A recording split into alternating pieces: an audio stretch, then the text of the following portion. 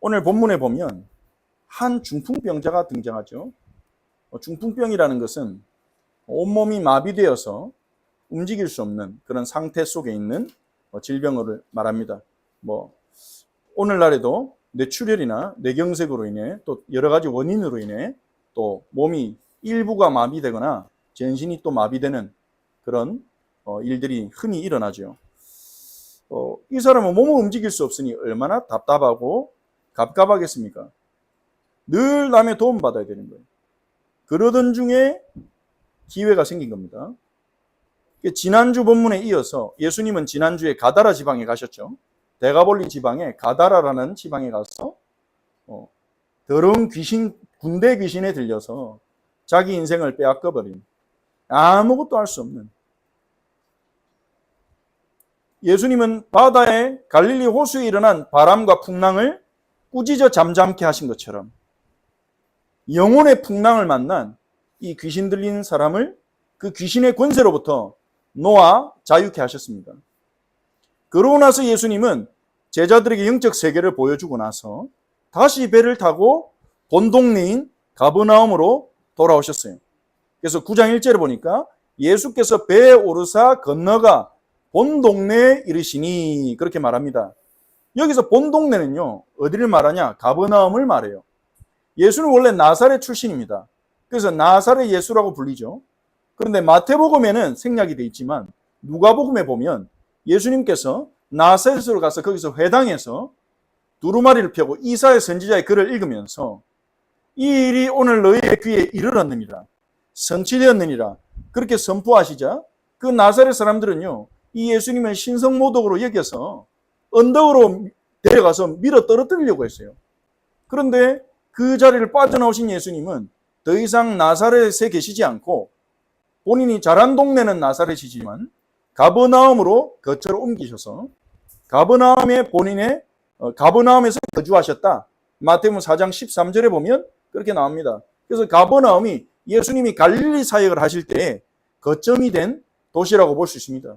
이 갈릴리는 사실은 가버나움은 좀 작은 도시인데요. 그래도 나름 이 중요한 무역로를 지나가던 도시였기 때문에 상인들의 왕래도 빈번했고요. 그리고 경제도 제법 움직여지는 도시였습니다. 그래서 여기에 전담하는 세리 마태가 이 동네에서 예수님을 만났죠. 다음 주 본문에 마태가 예수님의 부름받는 본문이 나오는데요. 그러니까 전담하는 세리가 있을 정도로 어떤 무역의 양이 제법 이루어지는, 상거래가 이루어지는 지역이었다. 그렇게 이제 볼 수 있는 것입니다. 이 예수님이 갈릴리 가버나움을 거점으로 이렇게 사역하셨는데요. 아마도 예수님은 베드로의 집에 머무셨을 것이다. 그렇게 볼 수 있습니다. 베드로의 집이 제법 컸을 것으로 추정이 되거든요. 왜냐하면 우리가 지난번에도 읽었듯이 8장에도 읽었듯이 베드로의 집에 베드로의 장모가 같이 살고 있었어요. 그리고 예수님도 그 집으로 가셨죠. 가버나움에서 많은 귀신 들린 자들을 치유하고 나서 베드로의 집으로 가셔서 거기서 이제 쉬려고 가셨는데 베드로의 장모가 열병으로 앓고 있으니 예수님의 열병을 치유하셨고 거기서 이제 베드로의 장모가 예수님과 함께 동행하는 제자들을 함께 수종들면서 섬겼죠. 그러니까 예수님의 제자들이 다 들어가 앉아 있을 만한 공간이 되고 그리고 베드로 부부와 그리고 장모까지 같이 살았다. 이렇게 봤을 때 베드로의 집이 상당한 크기였다 볼 수 있습니다. 그래서 그 집을 가버나움에서 예수님이 거점이자 휴식처로 삼았을 것이다. 우리는 그렇게 볼 수 있겠습니다. 그래서 베드로의 집에 가서 거기 계시는데 소문이 쫙 퍼진 거죠. 9장 1절에 보니까 바로 침상에 누운 중풍병자를 사람들이 데리고 오거늘 바로 이렇게 설명하죠. 예수님이 가버나움에 가자마자 중풍병자가 왔다. 마태는 많은 것을 생략했습니다. 그래서 평행본문인 마가복음 2장을 같이 보시면요. 2장 1절부터 3절을 보시면 수일 후에 예수께서 다시 가버나움에 들어가시니 같은 장면을 말하고 있는 거죠. 집에 계시다는 소문이 들린지라 많은 사람이 모여서 문 앞까지도 들어설 자리가 없게 되었는데 예수께서 그들에게 도를 말씀하시더니 여기서 도라는 말은 길도자죠. 길도자. 예수님이 하나님 나라의 길에 대해서 제자들이 걸어가야 될 길에 대해서 거기 모인 사람들에게 가르치고 계셨어요. 치유 시간이 아니라 가르침의 시간이었습니다.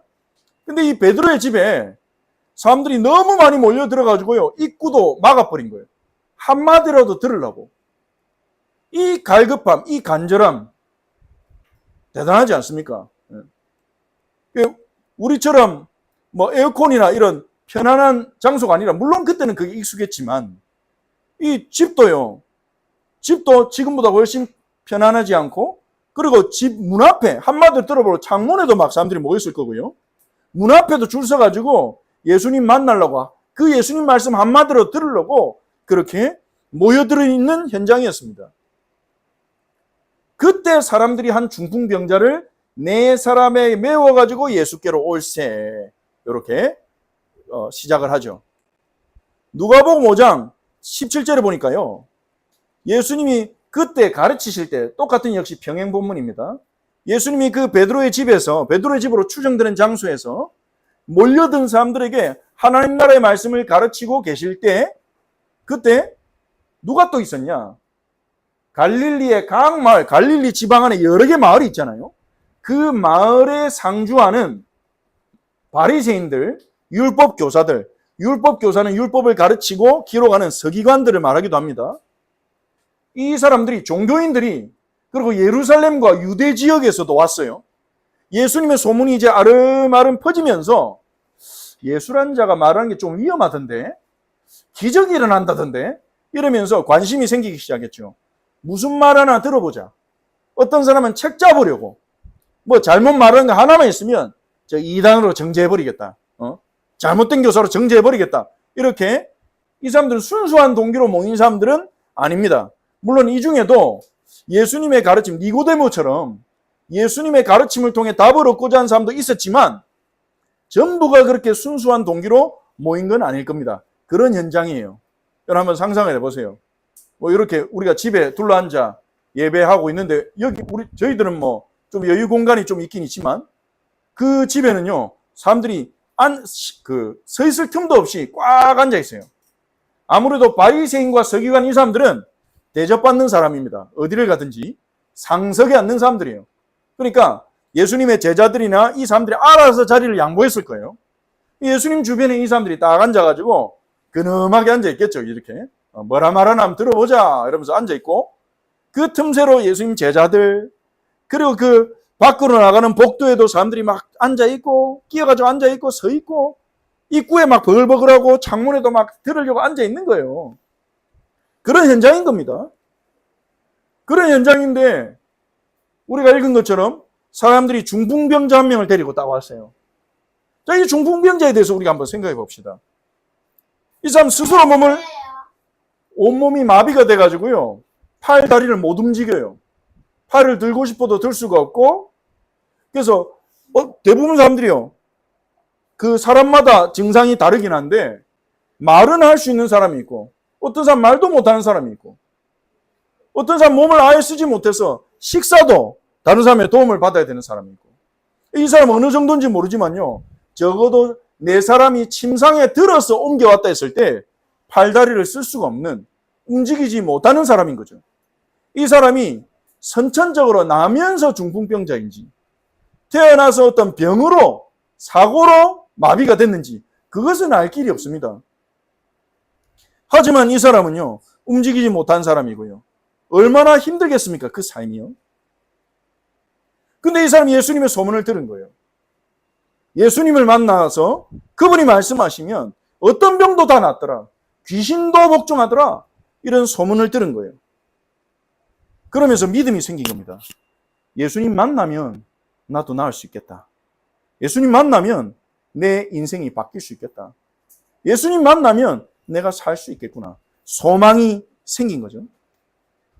그리고 이 중풍병자를 데려다 준 4명의 친구, 이들의 이름은 등장하지 않습니다. 이 4명의 친구들 역시도 믿음을 가진 게 분명합니다.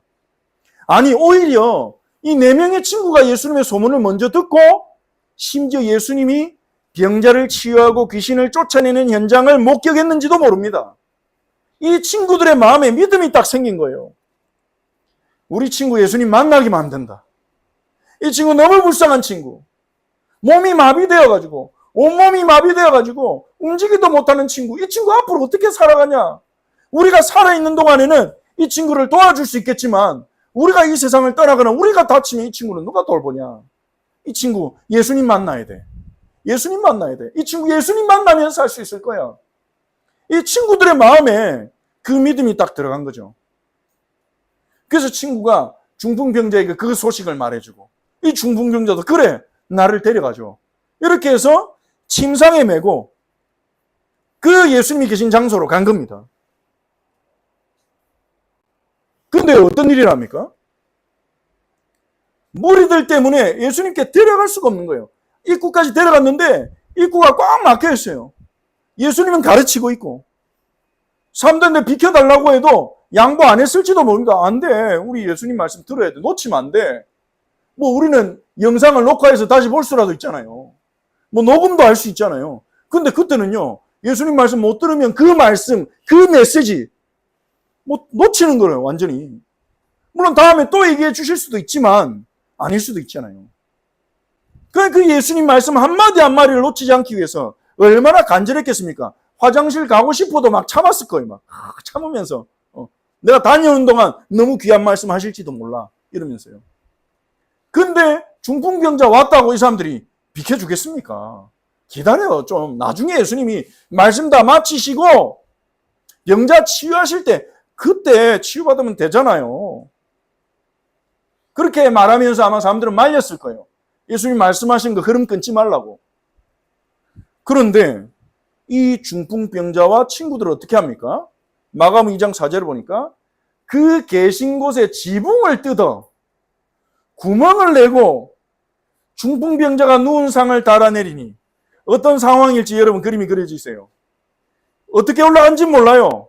근데 그 당시 유대 집에는 바깥에 지붕 올라가는 계단이 있는 집들도 있었다고 해요. 그 계단으로 올라갔든 아니면 담장으로 올라갔든 지붕에 올라간 거예요. 친구들이. 지붕에 올라가가지고 지붕을 뜯었어요. 기와를 벗기고 그 흙으로 된 집을 끌어냈든지 깼든지 남자 4명이서요. 깨가지고 구멍을 만들고 침상이 내려가려면 구멍이 얼마나 커야 됩니까?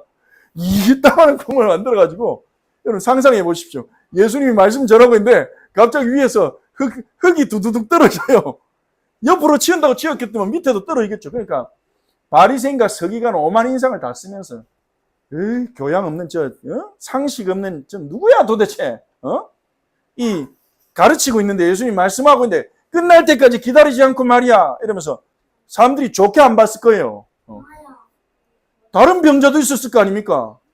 우리도 치료받고 싶은데 저 사람들 자기들 조금이라도 빨리 치료받으려고 지금 새치기 하는 것도 아니고. 거기다가 가가지고요, 이 사람들이 대단합니다. 끈을 달아가지고 누운 상을 달아가지고 이렇게 4명이서 잡고 밑으로 위에서 엘리베이터처럼 쭉 내려서 예수님 앉아 계신 바로 앞자리에 이렇게 탁 이제 안착을 시킨 거예요. 일단 보통 사람들 아니죠. 행동력.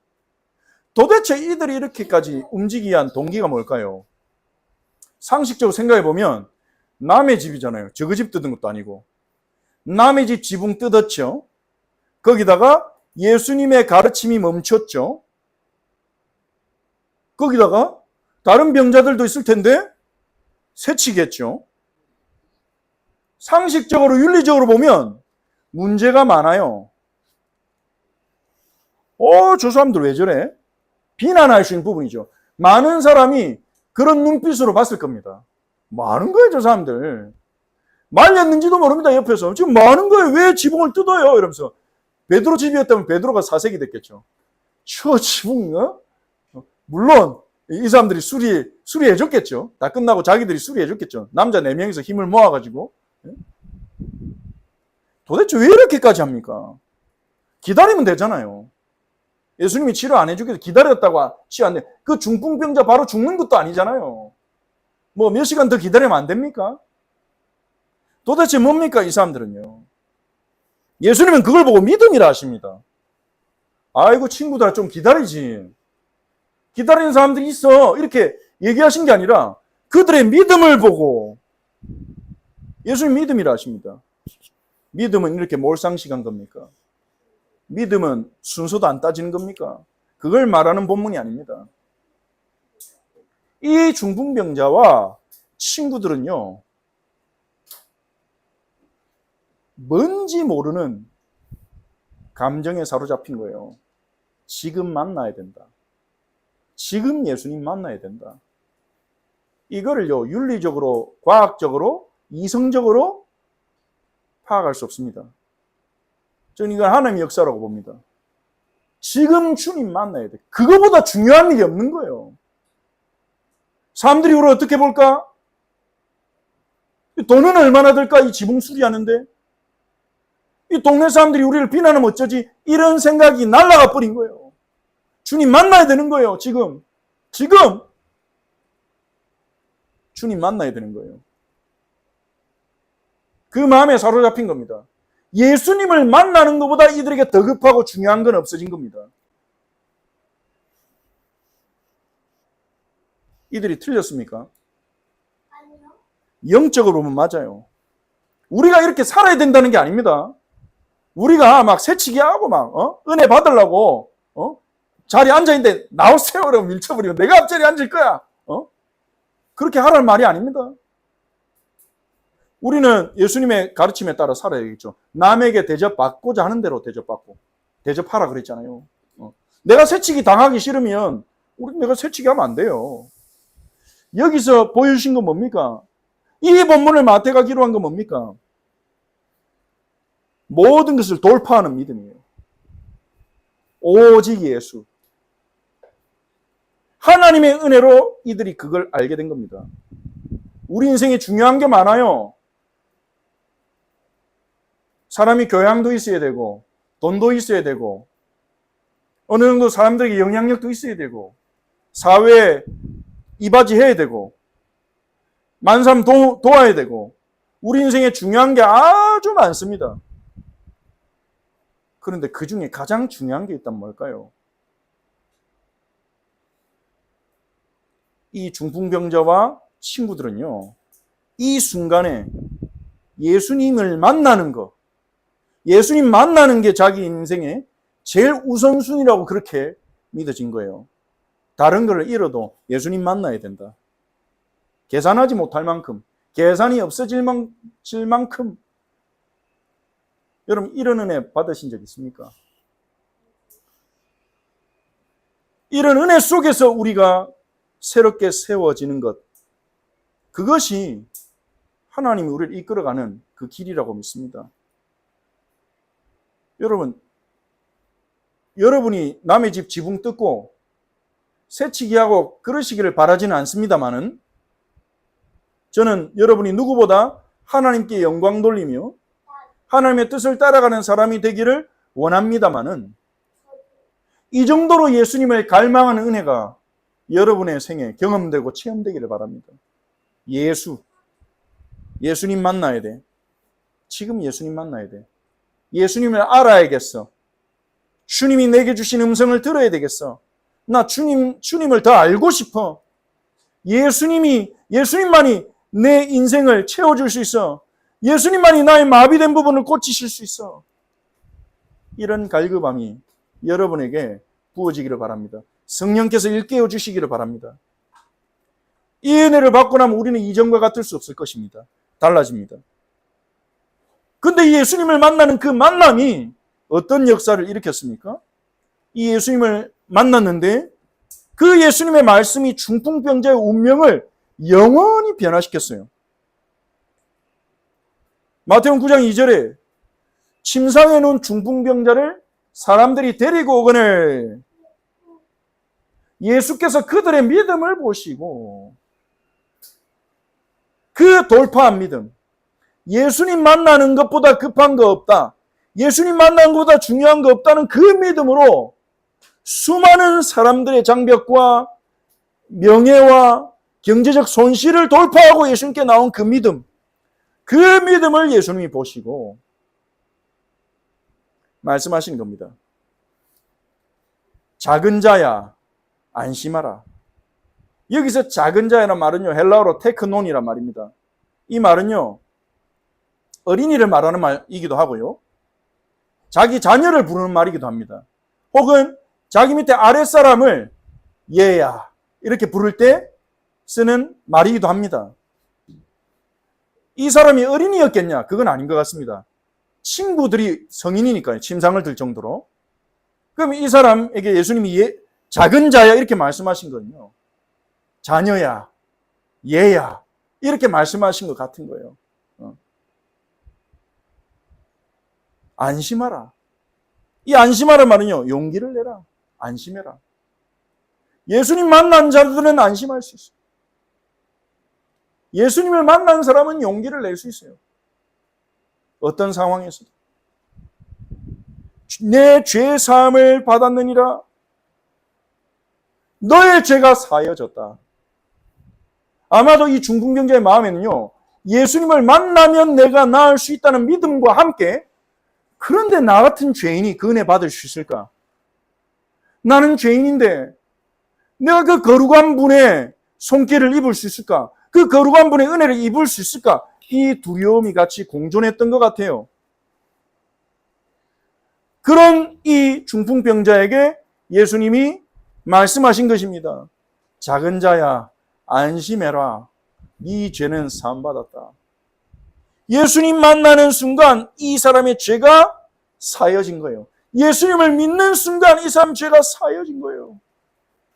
그래서 이 사람은 안심해도 되는 상태가 됐습니다. 그런데요, 이 말을 듣고 어떤 일을 합니까? 9장 3절 4절에 이 자리에 누가 있었습니까? 바리새인과 서기관들. 이 사람들이 듣고 속으로 생각합니다. 이 사람이 신성을 못 오가네? 하나님만이 죄를 사할 수 있는데 자기가 하나님이야 뭐야? 성경에도요, 메시아가 죄를 산다는 말은 없습니다. 예수님만이 독특하게 주장하신 거예요. 자칭 메시아들도 자기들이 죄를 살 수 있다 이 말은 감히 꺼내지 못했어요. 왜냐하면 그것은 자기가 하나님이라는 주장과 같거든요. 그러니까요, 예수님이 네 죄가 사여졌다. 아버지께 네 죄를 사할 걸 내가 요청하면 이게 아니라 하나님께 너를 용서해 주시길 내가 구할게 이게 아니라 작은 자야 안심해라 네 죄가 사여졌느니라.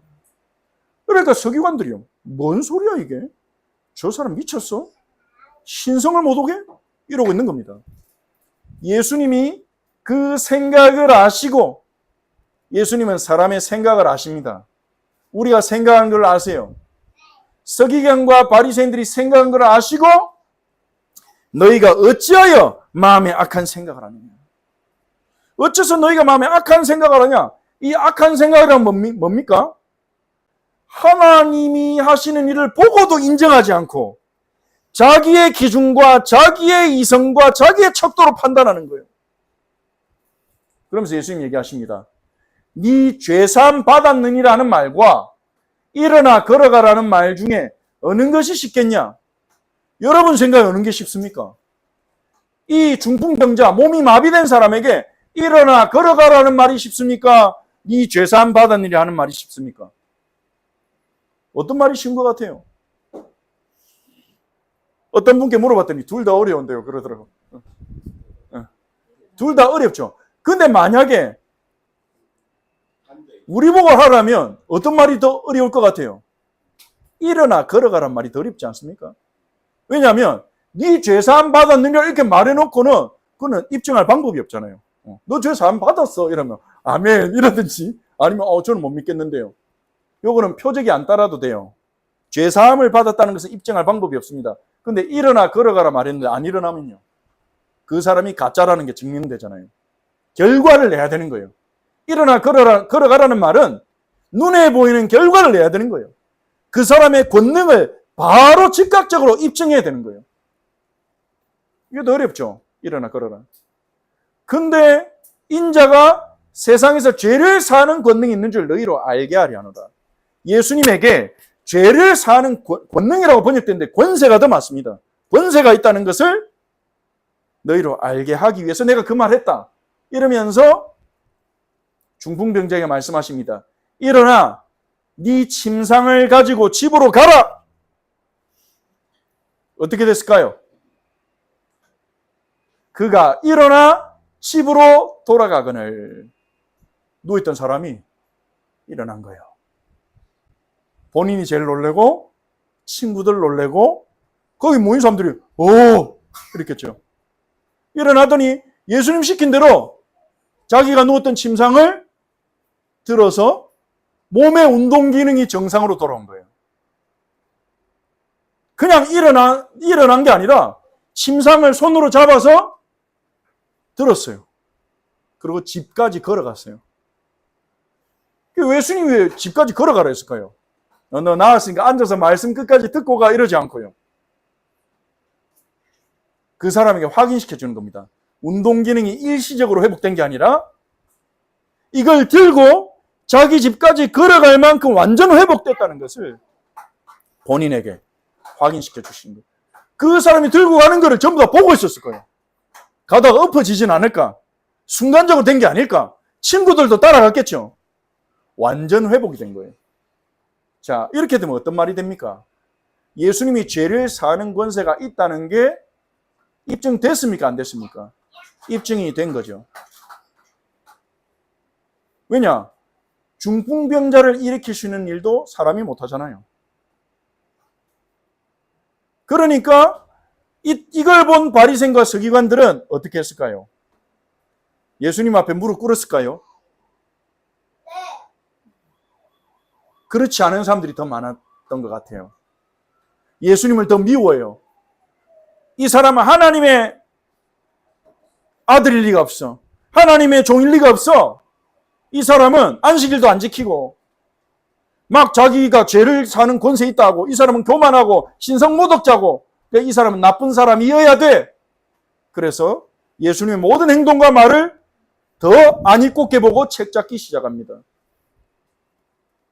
하지만 여기 있던 무리들은 어떻게 합니까? 그걸 보고 두려워합니다. 놀라운 정도가 아니라 두려워요. 왜냐? 사람에게 죄를 사는 권세를 주셨네. 아니, 하나님이 사람에게 중풍병자를 일으키는 권세를 주셨네. 도대체 이분 누구야? 예수님을 향해서 도대체 이 사람 누구야? 우린 그냥 기적의 치료사 정도로 알았는데, 뛰어난 선지자 정도로 알았는데 그게 아니구나. 사람의 죄를 사할 수 있는 권세가 이분에게 있다고? 여러분, 죄를 사한다는 말이 무슨 말입니까? 죄 때문에 우리 인생의 문제 다 왔잖아요. 하나님 인간을 만드실 때 원래는요, 하나님과 동행하고 이 세상 모든 것을 풍족하게 누리며 아내와 이웃들과 사랑하면서 생육하고 번성하고 충만하고 모든 생물을 다스리고 땅을 정복하는 샬롬의 복으로 사람을 만드셨단 말이에요. 그게 샬롬입니다. 하나님과의 관계가 평화롭고 이웃과의 관계가 평화롭고 세상과의 관계가 평화로운 거, 그게 성경에서 말하는 샬롬입니다. 평화, 삼중 평화. 그런데 범죄함으로, 아담과 그의 아내가 범죄함으로 하나님과의 관계가 깨졌고, 하나님으로 떠나다 보니까 하나님의 복이 끊기고 생육하고 번성하는데 문제가 생기기 시작했어요. 불임이 찾아오고 질병이 찾아오고 관계가 깨어지고 서로 탓하고, 아담은 당장 왜 먹었냐 이랬더니, 먹지 말는 거 왜 먹었냐? 하나님 주신 저 여자 때문에 내가 먹었습니다. 여자는요, 뱀이 나를 깨물어 먹었습니다. 한 명도 내가 죄인입니다 주여, 제 죄입니다, 저를 용서해 주십시오 하지 않고요, 저 사람 때문에, 우리 집안 때문에 관계가 깨어지기 시작한 거예요. 땅이 저주를 받고, 죄로 인해서 우리에게 영적인 고립, 인간관계 고립, 세상과의 관계, 세상에서의 고립이 다 찾아온 거예요. 죄의 권세가 사해진단 말은 뭡니까? 다시 하나님께 복을 받는 샬롬의 복으로 돌아간다는 거예요. 그걸 사람이 할 수 있다. 그러니까 두려워하죠. 자, 오늘 주님이요, 놀라운 권세를 가진 주님, 주님께서 우리에게 안심하라 하십니다.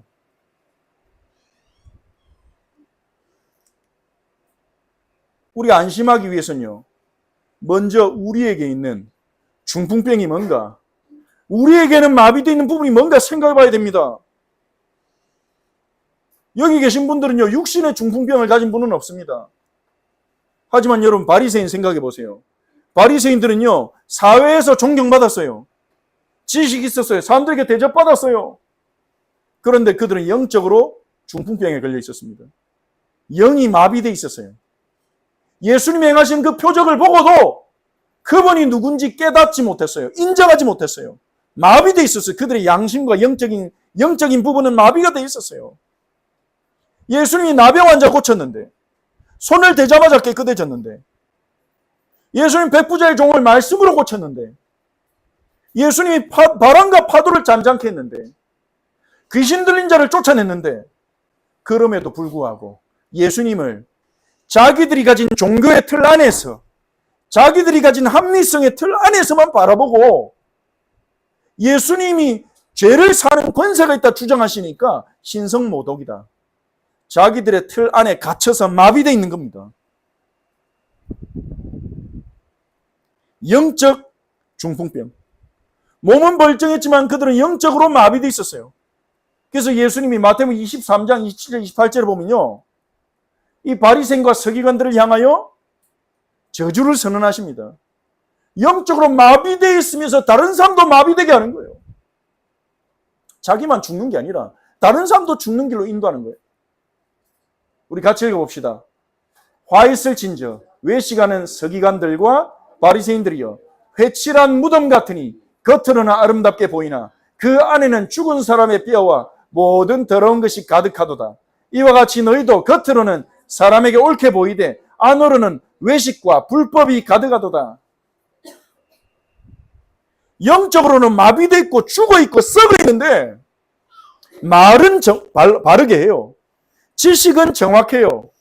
사람들한테는 친절하게, 겉으로 친절하게 대한단 말이에요. 근데 예수님 만나니까 반전됩니다.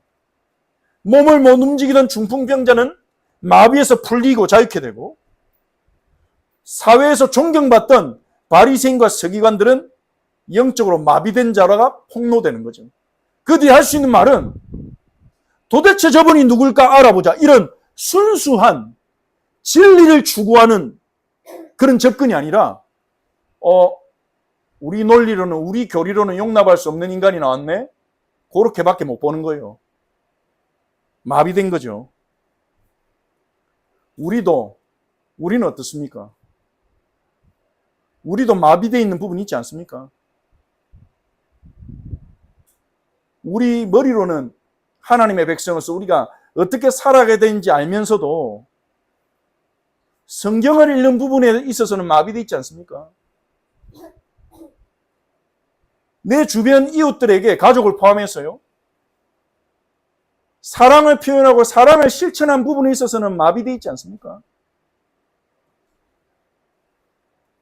우리가 하나님을 아버지라 부르면서 예수님을 주님이라 부르면서도 그분을 만나고 그분을 만나기 위해서 시간을 내서 기도하고 성경을 읽는 부분에 있어서는 마비되어 있지 않습니까? 너무 오래 마비가 되어 있어서 자연스러운 것처럼. 다른 거는 살아있어요.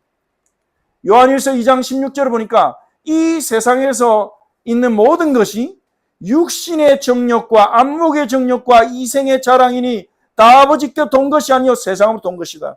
이 세상은 우리에게 계속 이것을 자극시킵니다. 육신의 정욕을 깨웁니다. 육신적으로 자꾸 동기부여합니다. 사람 만나면요, 사람의 말을 통해, 미디어를 통해, SNS를 통해, 문화를 통해 너도 이런 집에 살아야지, 너도 이 정도는 살아야지, 남들 다 이래 사는데 안목의 정욕, 자꾸 보고 싶은 것들이 너무 많아요. 볼 게 너무 많아요. 세상에 재밌는 것도 많고, 그 안목의 정욕을 통해서 우리의 마음을요, 다른 데로 쓱 끌어가면서 영은 마비시켜요. 이거 보고 저거 보고. 그건 사람이 성경만 보고 살면 되나? 하나님도 그걸 원하시진 않을 거야. 뭐 적당히 문화도 즐기고 다 봐야지. 요즘에 이게 유명하다는데 봐야지 뭐 이러면서 그게 틀렸다는 게 아니라요. 자꾸만가 우리의 안목의 정욕을 자극하면서 딴 걸 보게 만드는 거예요. 세상을 다스리시는 하나님의 역사를 보지 못하고 성경에 나타난 하나님의 구속 역사를 보지 못하고 예수님께서 내 삶을 어떻게 이끌어가고 계시고 어떻게 응답하고 계시는지는 보지 못하고 딴 거 자꾸 본단 말이에요. 여러분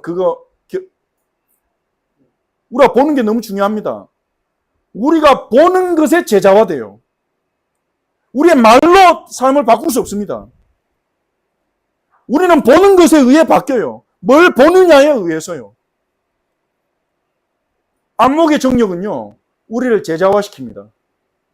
이 세상은요, 우리 안목의 정욕을 자극해서 예수님이 아닌 다른 것을 바라보게 해서 그것의 제자가 되게 합니다. 물론 우리 안에는 저항이 있죠. 왜냐, 우리는 매주 예배를 드리잖아요. 매주 예배를 드리니까 우리 안에 일어나는 그런 어둠의 제자와 사역들이 저항을 받는 거예요. 말씀 받으면서 이렇게 사는 거 아닌 것 같은데 자꾸 하나님 뜻대로 좀 살아야 되겠는데 이렇게 자꾸 저항이 일어나는 거죠. 무엇을 보는 거? 이생의 자랑, 사람들의 인정, 평판, 사람들의 말이 우리에게 얼마나 영향 많이 줍니까? 아, 요즘 애들이 이런 거 다 해요. 그럼 우리 애도 해야 되나? 이 정도는 해야 돼요. 고등학교 따라가려면, 중학교 따라가려면 이 정도 해야 돼요. 그 중에 맞는 말도 있을 겁니다. 어떤 분이 병원에 입원했는데요. 자기는 그렇게 까다스러운 사람은 아니었는데 독방 가고 싶다더라고요. 독방이 아니죠. 죄송합니다. 독방 감옥인데 1인실 가고 싶다고. 왜 그러냐 했더니 다인실에 있는데 거기에 온갖 전문가들이 다 있더래요. 이 병원은 무슨 문제가 있고 의료사고 누가 냈고 이 의사는 어디가 잘하고 이 얘기 듣고 있으니까 불안해지더래요. 막 내가 여기 있으면 안 되고 수술 잡아놨는데 취소해야 되나 바꿔야 되나. 세상에는 그런 전문가들이 많습니다. 자칭 전문가들. 카더라의 정보를 모아가지고 그거 듣다가 보면요, 이래야 되고 저래야 되고. 이생의 자랑, 육신의 정욕, 안목의 정욕, 이생의 자랑. 여기서 이리저리 휘둘리다 보니까 이게 중요하구나. 저게 중요해. 이걸 내가 해야겠어. 이렇게 하는 중에 나도 모르게 영적으로 서서히 마비가 돼서 수많은 이유가 생깁니다. 성경을 읽지 못할 수많은 이유가 생기고요. 성경을 자녀에게 가르치지 못할 수많은 이유가 생기고요. 예수님을 바라보는 데 집중하지 못할 수많은 이유가 생깁니다. 그런 증상은요, 죄로부터 온 거죠. 그런 증상은 죄로부터 온 것입니다. 그래서 우리에게는요, 우리를 우리의 죄로부터 건져줄 분이 필요합니다. 우리 죄를 사해줄 수 있는 권세를 가진 분이 필요합니다. 다시 우리를 하나님 앞으로 이끌어줄 분이 필요합니다. 중풍병자와 중풍병자의 친구들에게 그 예수님을 만나는 것보다 급한 건 없어, 중요한 건 없어, 그 갈급함과 간절함을 부어주신 그 은혜가 필요합니다. 예수님은요, 자기 백성인 우리를 우리의 죄로부터 구원하기 위해 오셨습니다. 이게 예수님이 오신 궁극적인 목적이에요. 우리 인생의 가장 중요한 일은 뭡니까? 잘 사는 거요? 행복하게 사는 거요? 돈 많이 버는 거요? 업적을 남기는 거요? 이름 남기는 거요? 영원하지 않습니다. 전부 다요. 중요하지만 더 중요한 목적이 있습니다. 이 땅에서 영원한 유업을 얻어야 돼요. 이 땅에 우리 인생은요, 유한합니다. 이 세상도 유한합니다. 점점 환경과 이 세상은요, 무너져 가고 있습니다. 물론 막기 위해서 하나님 백성 우리가 또 할 수 있는 최선은 다해야 되겠지만, 하나님은 우리에게 이 땅에 살아있는 동안에 하나님 만날 기회를 주십니다. 죄 용서받고 다시 하나님 만나서 하나님의 창조의 복을 회복할, 하나님의 창조 목적대로 살아갈 기회를 이 땅에만 주십니다. 그거보다 급하고 중요하고 우선순위가 어디 있을까요?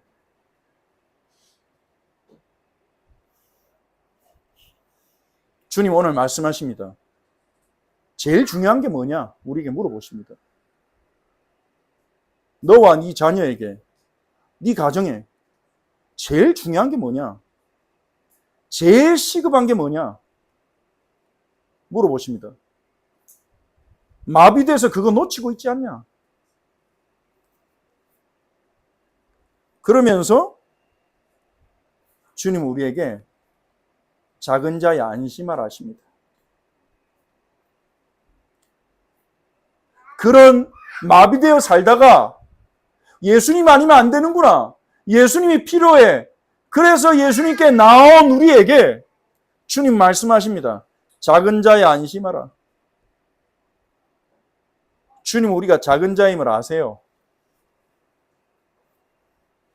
우리가 이렇게 흔들리고 육신의 정욕, 안목의 정욕, 이생의 자랑에 흔들리는 자임을 알고 계세요. 그런 작은 자임에도 불구하고 우리를 사랑하십니다. 스바냐 3장 17절. 우리 다음 세대들 준비됐나요? 스바냐 3장 17절 함께 읽어주세요. 시작.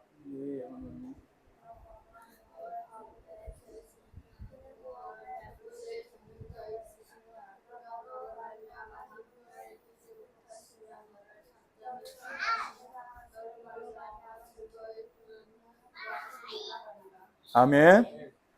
지난주에는 다음 세대들만 읽어보니까 씩씩하게 읽었는데 오늘은 조금 기운이 없네요. 우리 다 같이 한 번 더 읽어봅시다. 다 같이 시작. 너의 하나님 여호와가 너의 가운데 계시니 그는 구원을 베푸실 전능자이시라. 그가 너로 말미암아 기쁨을 이기지 못하시며 너를 잠잠히 사랑하시며 너로 말미암아 즐거이 부르며 기뻐하시리라 하리라. 아멘. 스바냐 선지자가 여호와께서 말씀하셨습니다. 하나님의 마음이 어떻다고요? 너로 말미암아 기쁨을 이기지 못하시며 그런 분이 우리를 구원하기 위해 우리 가운데 계시다는 거예요. 놀라운 소식 아닙니까? 누가 여러분 보기만 해도 이름만 불러도 기뻐하는 사람 있습니까? 이름만 불러도 너무 기뻐. 그런 사람 잘 없잖아요. 근데 하나님이 우리를 그렇게 사랑하신다는 거예요. 그래서 자기 아들을 십자가에 못 박을 정도로 내주신 겁니다. 그게 하나님의 사랑입니다. 하나님 나를 사랑하세요. 그럼 왜 내 삶의 문제, 왜 내 문제 해결 안 해주세요? 우리는 그렇게 따집니다. 그때 주님 말씀하십니다. 아니야, 내가 너를 사랑해. 그래서 내 아들을 십자가에서 못 박아 주겠잖아, 너 대신. 너의 모든 죄를 내 아들에게 짊어지게 하고 내 아들에게 내가 심판했잖아. 내 아들에게 진노를 쏟아 부었잖아. 내가 너를 사랑해. 그게 사랑하는 증거다. 그럼 왜 내 삶은 주님 왜 이렇게 힘든데요? 내가 너와 함께하고 있어. 그 힘든 자리에 내가 너와 함께하고 있어. 나는 다만 너희들이 나를 바라보길 바래. 나를 붙잡길 바래. 나를 우선순위로 여기길 바래. 그래야 너희 삶이 하나님 나라 백성으로 세워지니까. 그래야 너희가 세상의 빛과 소금 되니까. 너희가 그 어떤 자리에 있든지 고통의 자리든지 외로움의 자리든지 그 자리에서 너희가 나를 바라보고 내 손을 잡고 내게 부르짖고 내 음성 듣기를 바래. 나를 찾아오너라. 볼지어다 내가 문 밖에 서서 두드리노니 누구든지 내 음성을 듣고 문을 열면 내가 그에게로 들어가 그로 더불어 먹고 나는 그와 더불어 먹으리라.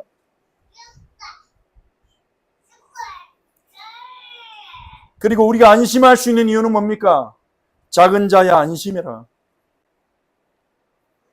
예수 그리스도께서 십자가에서 우리의 모든 죄를 짊어지고 죽으셨기 때문에 이제 우리는 더 이상 죄와 사망의 법에 묶여 있지 않습니다. 우리가 죄를 짓고 넘어질지라도 자녀라는 하나님과 하나님과 우리는 아버지와 자녀라는 관계 속에서 징계받고 혼이 날 뿐, 그 죄로 인해 형벌받고 사망하는 관계 속에 있지 않습니다. 예수 그리스도의 십자가로 인해서 그리스도 안에 있는 우리는 정죄함이 없습니다. 생명의 성령의 법 아래 있어요. 생명의 관계 속에 있어요. 하나님과 우리는 생명의 관계, 성령을 통해 자유로워진 관계 속에 있어요. 아버지는 우리가 그 은혜 알고 그 사랑 알고 자발적으로 아버지께 사랑 표현하며 나오기를 기다리실 뿐입니다. 그리고 안심할 수 있는 이유 세 번째, 첫 번째 우리가 안심할 수 있는 이유는 뭡니까? 작은 자임을 알고 사랑하시기 때문에. 두 번째 안심할 이유는 뭡니까? 그 아들의 죽음, 십자가의 죽음으로 우리를 죄와 사망의 법에서 해방해서 우리는 하나님 자녀가 됐어요. 신분이 하나님 자녀가 됐어요. 하나님 나라에 속했어요. 우리가 이 세상을 떠난다 해도 우리는 주님 만날 뿐입니다. 죽음을 두려워할 이유가 없게 됐습니다. 그러니 안심하라 하시는 겁니다. 세 번째, 로마서 8장 38절에서 39절. 우리 함께 읽어봅시다. 내가 확신하노니 사망이나 생명이나 천사들이나 권세자들이나 현재일이나 장래일이나 능력이나 높음이나 깊음이나 다른 어떤 피조물이라도 우리를 우리 주 그리스도 예수 안에 있는 하나님의 사랑에서 끊을 수 없으리라. 아멘. 어떤 피조물도 어떤 문제도 어떤 상황도 우리 주 그리스도 안에 있는 하나님 사랑에서 끊을 수 없어요. 그래서 안심해야 됩니다. 가난합니까? 가난이 좋은 점도 있어요. 돈이 많으면 선택지가 너무 많아요. 이것도 뭐 살 수 있고 저것도 살 수 있고 여기도 갈 수 있고 저기도 갈 수 있고. 가난하면 선택지가 하나밖에 없습니다. 선택지가 별로 없어요. 주님께 집중할 수 있어요. 물론 지독한 가난 말고요. 너무 가난한 것은 사람의 인격까지도 파괴시킬 수 있죠.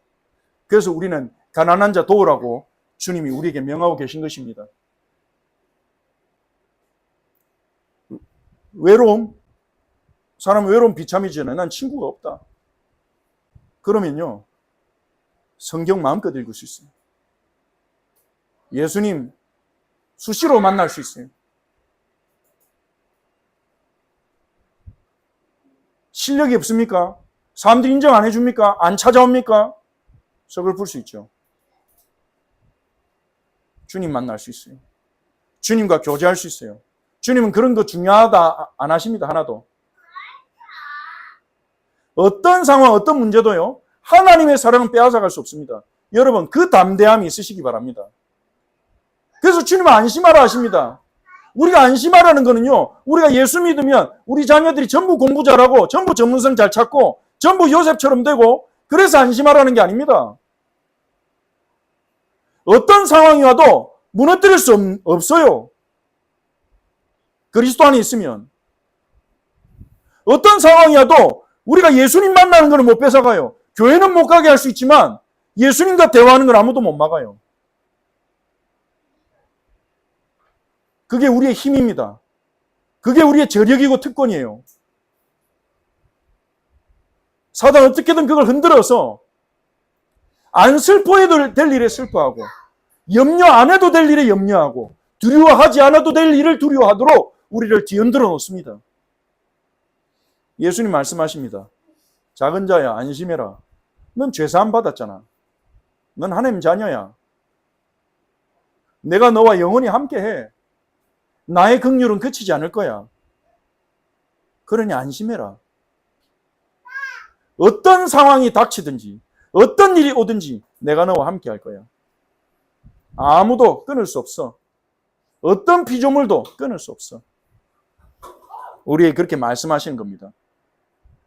안심하시기 바랍니다. 결론입니다. 모든 상황, 모든 문제, 모든 일, 그걸 가지고요, 낙심하지 마시고, 그걸 가지고 대책 찾느라 주님 놓치지 마시고, 그걸 가지고 예수님께로 나아가십시오. 예수님 만나십시오. 예수님 만나고 예수님 만나라는 말은요. 믿지 않는 사람에게 예수님 만나라는 말은 영접하고 그분을 구세주로 고백하라는 말이겠지만 만난 우리들은요. 주님을 더 알아가고 주님과 대화하고 주님과 교제하는 그걸 말하는 겁니다. 예수님께로 나아가십시오. 예수님 만나십시오. 거기에 우리 행복이 있습니다. 거기에 우리 안전이 있습니다. 거기에 우리의 기쁨이 있습니다. 거기에 우리의 안심이 있습니다. 우리 함께 기도하도록 합시다. 특별히 기도하실 때 내일부터 시작되는 어린 양 학교를 통해 우리 다음 세대들, 우리 사자 어린 양 교회 다음 세대들 뿐만 아니라 이번에 또 자체 성경학교가 없는 다른 교회 또 연결된 다른 교회 또 다음 세대도 몇 명이 같이 참여합니다. 그래서 한 7명에서 8명 정도 다음 세대들이 지금 참여할 것 같은데요. 예수님 만나도록 기도해 주십시오. 이 아이들. 주님 만나도록. 주님 인격적으로 만나도록. 주님의 마음을 알도록. 주님을 더욱 알아가도록. 그래서 정말로 이 아이들이 안심하고 살아갈 수 있도록 기도해 주십시오. 그리고 우리 오는 토요일 주일, 다음 주 주일 예배는 우리 수련회 속에서 드리죠. 정교인 수련을 위해서도 기도합시다. 정교인 수련을 통해서 우리 모든 형제자매들이 예수님 만나도록, 예수님 만나는데 집중하도록, 예수님 만나는데 방해되는 것들을 우리가 과감하게 내리고 없애고 예수님 만나는데 집중하는, 그래서 주님을 더 알아가고 주님을 경험하고 주님을 체험하는 수련회 될 수 있도록 우리 함께 합심으로 오늘 말씀 붙잡고 같이 기도하겠습니다. 살아계신 하나님